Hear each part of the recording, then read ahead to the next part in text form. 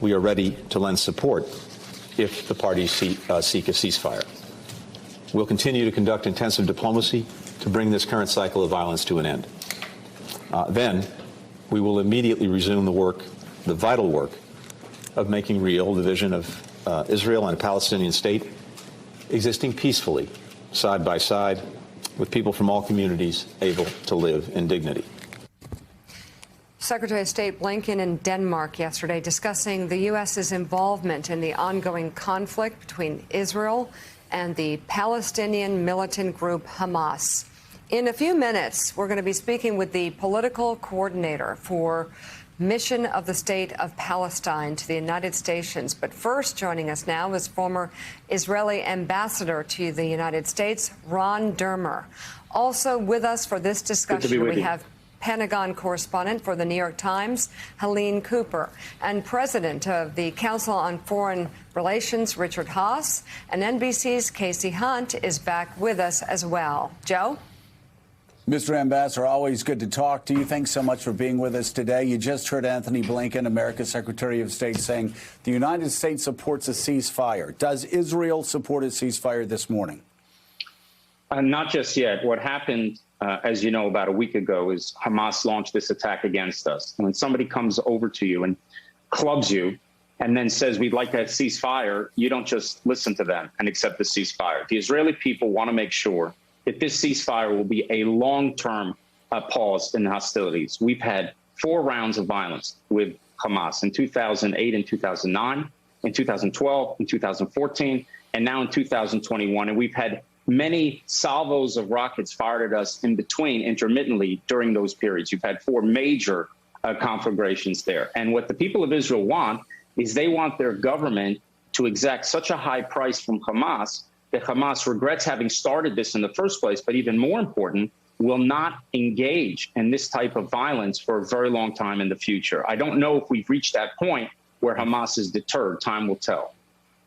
Well, but Ron, as you know, with all due respect, Hamas has only been strengthened through this process, and you're not going to be able to degrade Hamas's capability enough to stop future attacks, to stop future funding from outside sources. So what's the end game here? Is Israel goes after Hamas? Is Israel attacks areas throughout Gaza? More young children, more women are pulled from the rubble for the world to see. What's the end game? And is that high cost worth it for Israel? First, Joe, it's very important to understand what Hamas is. Hamas is not only a terror organization recognized as such throughout the world, it's a genocidal terror organization. Its charter calls for the murder of Jews worldwide. This is an organization that celebrated after 9/11 when thousands of Americans were murdered. This is an organization that mourned. Mourned the death of bin Laden. I've already said that this morning. We understand that. But you can't make peace with a terror organization. Your actions, of course not. But do you understand, Mr. Ambassador, Israel's actions over the past week have only strengthened Hamas. You have now made Hamas the only Palestinian Authority in Gaza that the Palestinian people are going to look to now. I disagree. And we have to degrade their capabilities, and we have. We've taken out about 160 terrorists. We've taken about 80 to 90% of their arms manufacturing capability. We took out one of their most important weapons of war, which is this subterranean tunnel network that they use to move fighters and missiles and all sorts of supplies underneath Gaza, basically a subterranean city. So their capabilities have been degraded. But we're dealing with a terror organization that doesn't want to make peace with Israel, is not interested in it yesterday, they're not interested in today, and they won't be interested in it tomorrow. And we have to do what we have to do in order to defend our civilians. What would happen, Joe, if half of Americans were in bomb shelters as missiles were flying into your cities? What do you think you would want your government to do? That's why the people of Israel are united in order to exact such a heavy price. Look, many Israelis want to do more than Israel is doing now. Much more than Israel's doing now. But we have to think about if tomorrow we go into Gaza, if you conquer Gaza, and you can destroy Hamas. We have the military capability to do that. But what do you do the day after? What do you do with 2 million Palestinians the day after? We don't want to be in Gaza. I remember, Joe, In 2005, Israel withdrew all of its military forces from Gaza. We uprooted 17 settlements in Gaza, took 10,000 Jews out of Gaza. We have no desire to be in Gaza. But Hamas took over that territory and has used it as a launching pad against our civilians. And no government will accept this. Yeah, well, and again, Mr. Ambassador, we know each other personally. I know you watch the show enough to know I recognize all of that. I also recognize, though, Richard Haass, I know you've got the next question, Richard Haass, that Hamas has been strengthened politically in the West Bank. You have a corrupt Palestinian Authority where a president's going on the 17th year of a 4-year term that is seen as corrupt. And now this has actually done nothing but revive Hamas's political fortunes. Mr. Ambassador, I also wanted to raise another group of 2 million people, not the 2 million inhabitants of Gaza, but the 2 million Israeli Arabs. And it seems to me Israel is facing this external challenge from Gaza, and I actually think Joe is right. However much you degrade Hamas militarily, you're arguably strengthening them politically vis-a-vis the Palestinian Authority. But what is Israel going to do to quiet the domestic turmoil, the intercommunal violence? You've got 2 million Israeli Arabs who increasingly feel they are second-class citizens.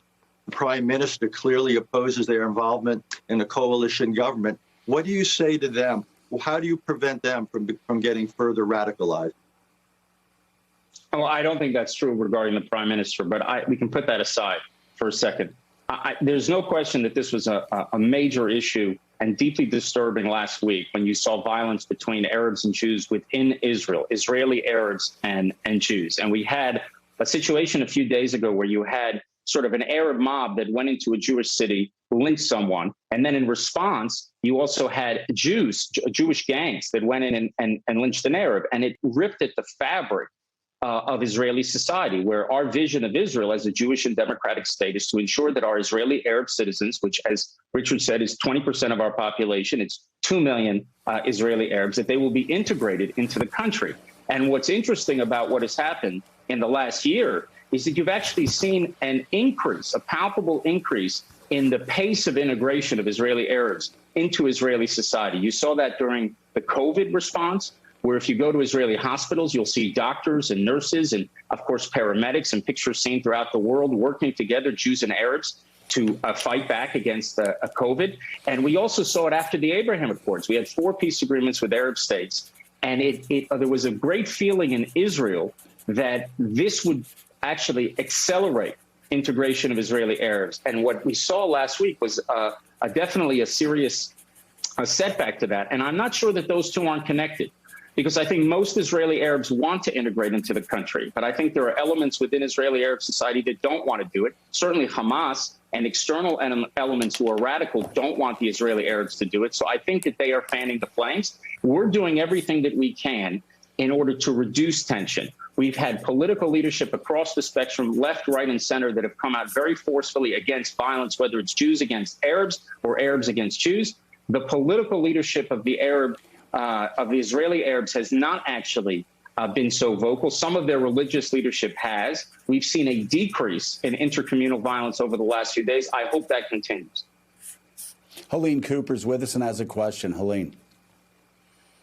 Hi, thanks, Ambassador, and happy Shavuot today. Thank you.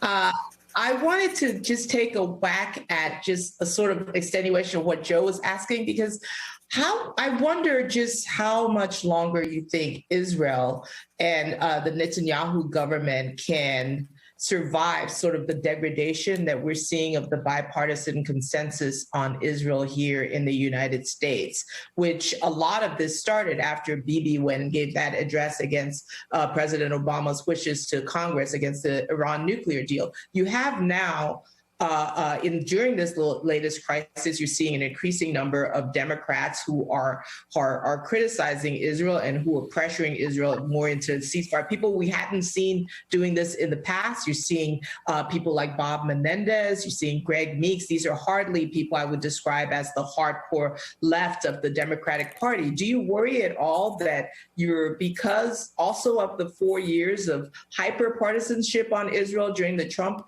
administration, that that you're in a worse position now when you look at American support than you would have been before?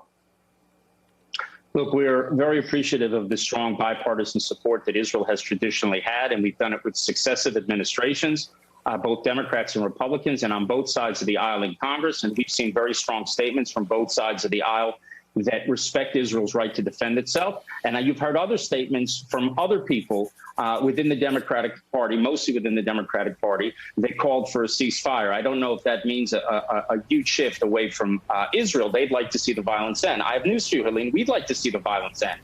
But I think if they understand all the facts, if they see what's happening on the ground, I think none of those people who signed that statement, I would hope so, none of them wants Hamas to win.